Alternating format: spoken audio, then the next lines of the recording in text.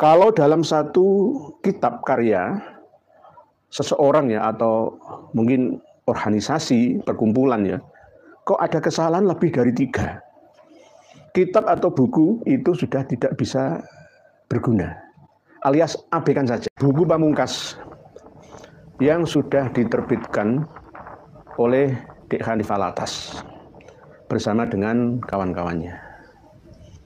Isi bukunya seperti apa? Saya sangat menghargai ilmu pengetahuan, sehingga 566 halaman itu saya print out. Ini, saya print out menjadi 3 cover.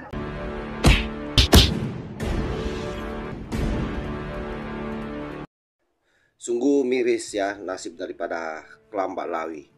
Begitu selesai buku yang dirilis oleh Hanif Alatas, di mana buku yang terdiri dari 500 halaman itu kemudian dikobiri habis-habisan oleh Kiai Nur Ikhyak, salah seorang kiai dari Ampel. Banyak hal yang menjadi kejanggalan-kejanggalan, termasuk bagaimana kemudian yang namanya Pak Hanif Alatas ini mengambil atau menyadur dari kitab-kitab palsu. Oleh karena itu, di video kali ini, salah satu yang paling disoroti oleh Kiai Nur Ikhyak adalah adanya kiai-kiai pribumi, kiai-kiai Nusantara yang ikut memberikan pengantar di dalam buku tersebut. Dan satu catatan yang sangat penting, bahwa para kiai-kiai tersebut bukan kiai-kiai sembarang. Ini justru didoakan oleh Kiai Nur Ikhyak, mudah-mudahan mendapat hidayah dan mau kembali mengatakan apa yang hak, kebenaran harus disampaikan ke publik. Itu yang menjadi harapannya Kiai Nur Ikhyak, sehingga kemudian kitab atau buku dari Hanif ini betul-betul dia bedah lembar per lembar, bab per bab, dan dari setiap pembahasan beliau speak up ke publik seperti apa dia meluruskan buku daripada Kelambak Lawi ini, yang klaimnya katanya merungkatkan tesis Kiai Maduddin Usman Al-Bantani. Padahal menurut Kiai Nur Ikhyak justru sebaliknya. Kitab yang ditulis oleh Hanif Alatas justru kemudian semakin membuat nasab mereka para Kelambak Lawi rungkat.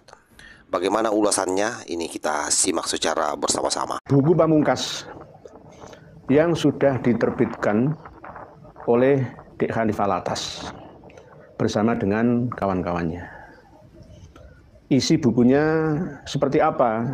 Saya sangat menghargai ilmu pengetahuan, sehingga 566 halaman itu saya print out. Ini, saya print out menjadi 3 cover buku, 3 buah buku, karena nggak mungkin satu buku dijilid terlalu tebal, nanti staplesnya kalah.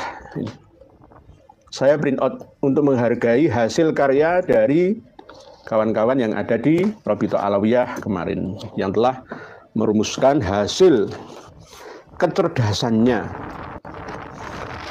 untuk mempengaruhi saudara-saudara kita yang belum mengetahui jeluntrungnya masalah pernasaban ini. Kalau dalam satu kitab karya seseorang ya atau mungkin organisasi perkumpulan ya, kok ada kesalahan lebih dari 3. Kitab atau buku itu sudah tidak bisa berguna, alias abaikan saja. Abaikan saja. Karena kesalahan yang diulang mungkin 1 kali tidak sengaja ya. 2 kali mungkin juga tidak atas unsur kesengajaan. Yang ketiga ini sudah bisa dikatakan sengaja. Oke, kita akan membahas keabsahan nasab Alawi, membongkar penyimpangan pembatalnya. Penulis tim pengawal persatuan umat. Mereka mengaku sebagai kelompok yang mempersatukan umat. Umat yang mana? Umat yang mau mengabdi kepada mereka, yang mau mendukung kebatilan mereka. Mereka mengatakan kepada Kiai Imad dan kawan-kawan, termasuk saya, telah melakukan penyimpangan karena telah membatalkan nasab mereka. Sekarang kita uji. Buku Keabsahan Nasabah Alawi sebenarnya tidak pas, tidak cocok untuk judul buku ini. Harusnya Pembatalan Nasabah Alawi. Pembatalan Nasabah Alawi, bukan keabsahan. Bukan keabsahan. Bukan keabsahan. Pengantar para ulama Nusantara. Ada pengantarnya. Nah, ini ulama-ulama yang tidak tahu menau, ya, diminta untuk menulis kata pengantar. Ada beberapa ulama ya, 1, 2, 3, 4, 5, 6, 7 ulama. Ulama-ulama yang pro dengan mereka. Di antaranya adalah Kiai Haji Ahmad Sa'dullah Abdul Alim dari Ponpes Sidogiri, Jawa Timur. Ini termasuk Ketua Ikatan Alumni. Sidogiri sudah berhasil dipecah menjadi 2 kubu, pro dan yang kontra. Tapi insya Allah, alhamdulillah, subhanallah, sekarang sudah banyak yang pro dengan kebenaran, bukan pro dengan Kiai Imad dan kita atau dan kawan-kawan, tidak. Nah, ini mengatakan kendati mereka bertopeng di balik retorika ilmiah semisal meminta bukti tes DNA. Inilah yang namanya hidayah itu belum turun kepada beliaunya, Yai Ahmad Sa'dullah Abdul Alim. Kita ini dikatakan sebagai orang yang sesat. Itulah sebabnya ketika beberapa tahun belakangan ini muncul syubhat atau opini sesat yang membatalkan keabsahan nasabah. Jadi kita ini dikatakan sesat. Sesat itu kalau kita membatalkan nasabah alawi berdasarkan asumsi, berdasarkan pemahaman kita sendiri, tidak ada rujukan kitabnya. Nah, itu namanya pemahaman yang sesat. Terus yang kedua, Raden Kiai Haji Muhammad Rofi'i Baidowi ulama Madura ini cuma sambutannya cuma beberapa kalimat. Alhamdulillah kami haturkan kepada Allah Subhanahu wa taala atas limpahan berkah dan karunia-Nya. Kami bergembira dengan terbitnya buku ini. Kami berharap kepada oknum siapapun untuk tidak semena-mena mentoan. Salah paham. Kita ini tidak mentoan. Mentoan itu menyacat, mencela nasab seseorang. Kita tidak mencacat, tidak mencela, menghina nasab seseorang, cuma meluruskan. Tapi mereka merasa tercela sendirinya, merasa tertoan. Ya. Kami tidak pernah mentoan nasab seseorang. Nasab Wali Songo pun tidak pernah kami mentoannya. Tapi salah paham, salah persepsi. Karena hal ini perbuatan tercela. Kami juga berharap hubungan baik antara Sadah Habaib dan Sadah Duriyah Wali Songo terus terjalin dengan baik sehingga sesama Duriyah Rasulullah SAW bersinergi dan khidmat melayani masyarakat. Amin. Ini masih sambutan pengantarnya masih bagus. Kalau Kiai Haji Raden Muhammad Rofi'i Baidowi ini masih bagus, nggak panjang, nggak lebar ya. Langsung to the point aja. Nah, ini yang Kiai Haji Najih Maimun Zubair ulama Jawa Tengah ini. Nah, ini yang panjang ini. Masih belum open minded. Selama 3 tahun ini masih all close minded, berdasarkan keyakinannya saja. Berdasarkan keyakinan, nggak mau menerima masukan, menoleh kiri dan kanan, apalagi depan dan belakang. Kita ini termasuk orang yang kufur karena mento'an nasab wan niyahah alal mayit. Kita masuk dalam kategori atauan finasab. Nah, ini banyak, ada beberapa halaman. Nah, kita bahkan dikatakan iblis sukana aliman kabiron waqad adalla alaman katsiron. Iblis dulunya adalah sosok yang sangat berilmu, namun ia telah menyesatkan banyak sekali umat manusia. Jadi kita ini termasuk ya iblis. Izazil. Naudzubillah tsumma naudzubillah. Nah, inilah yang namanya orang sesat menuju sesat. Orang Syiah menuduh orang lain Syiah. Dia sendiri PKI menuduh orang lain PKI. Nah, itulah namanya orang itu kalau nggak mau gerayai awake dhewe, nggak mau muhasabah diri, tidak mau introspeksi diri.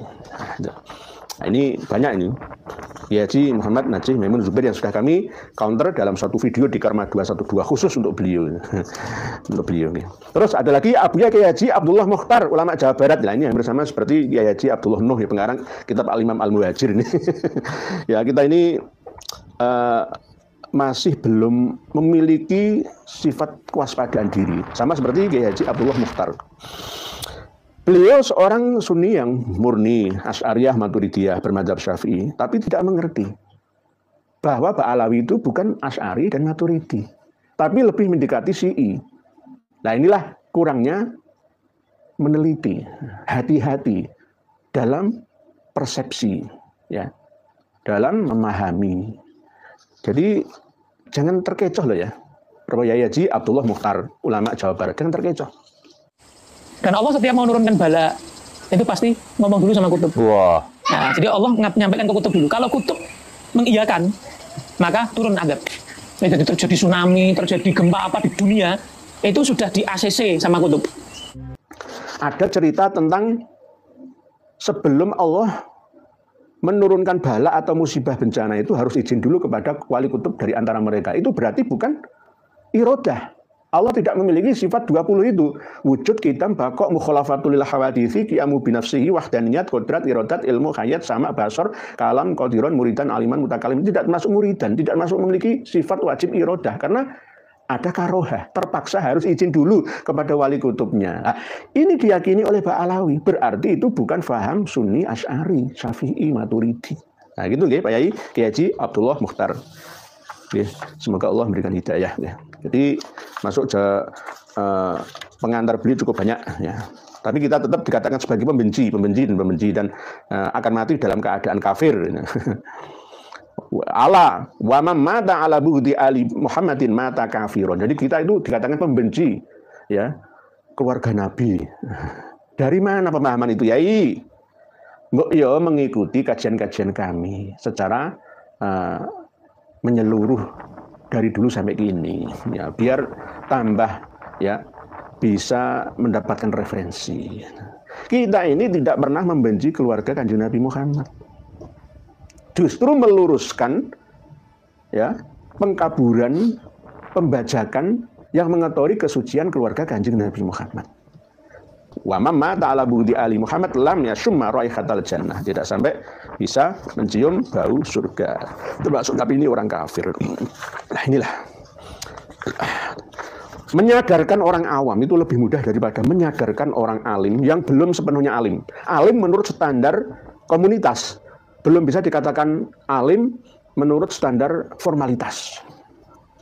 Nah ini beliau mencatat lagi keterangan Habib Abdullah bin Alwi Al-Haddad ini saking tidak mau objektif di dalam membaca kitab beliaunya.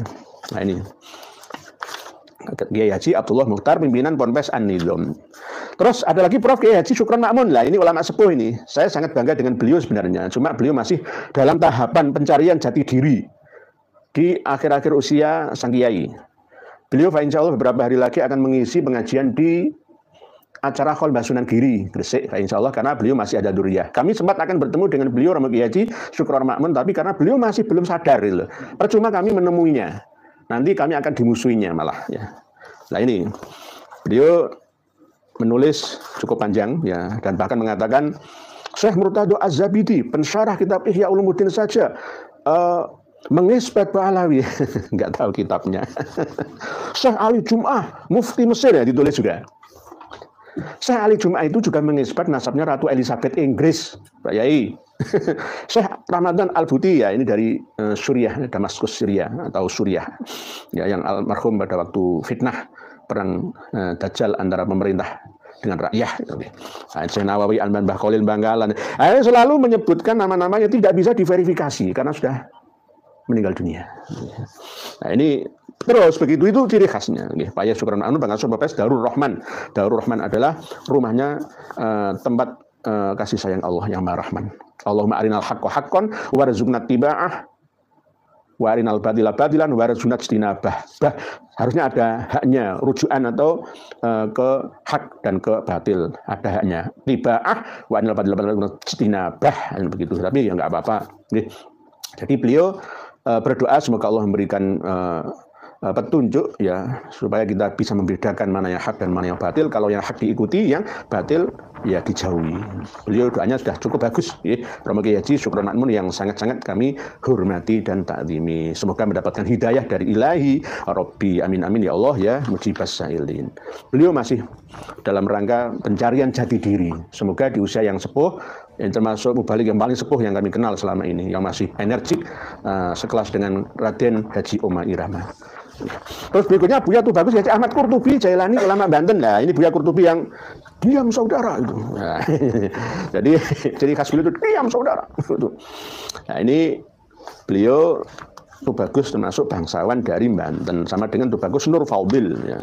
Nah, beliau sebenarnya sambutannya tidak terlalu banyak, tapi sangat menggelitik, sangat menggelitik. Buya Qurtubi, semoga panjenengan diberi hidayah dari Ilahi Rabbi. Hidayah itu milik Allah. May yahdihillahu fala mudhillalah wa may yudlilhu fala hadiyalah. Tetapi tetap doa ihdinas siratal mustaqim itu jangan baca terus. Jangan baca terus dengan meresapi sepenuhnya, insya Allah akan mendapatkan petunjuk kebenaran. Jadi memang kalau kita menganalisa apa yang disampaikan oleh Kiai Nur Hikayat, seharusnya memang Kelambak Lawi ini angkat tangan saja. Mereka harus dengan legowo menerima keberadaannya. Jangan lagi menyeret-nyeret kiai-kiai pribumi untuk membentengi nasabnya yang betul-betul sudah sangat bodong berdasarkan kitab-kitab yang disampaikan langsung oleh Kiai Nur Hikayat tadi. Karena dengan begitu sebenarnya polemik nasab ini akan cepat selesai. Jadi mereka legowo, kembali menjadi manusia normal, tidak lagi mengklaim dirinya sebagai cucu Rasulullah Sallallahu Alaihi Wasallam. Karena semakin mereka speak up ke publik, semakin mereka membela diri, maka semakin kelihatan kepalsuan daripada nasabnya.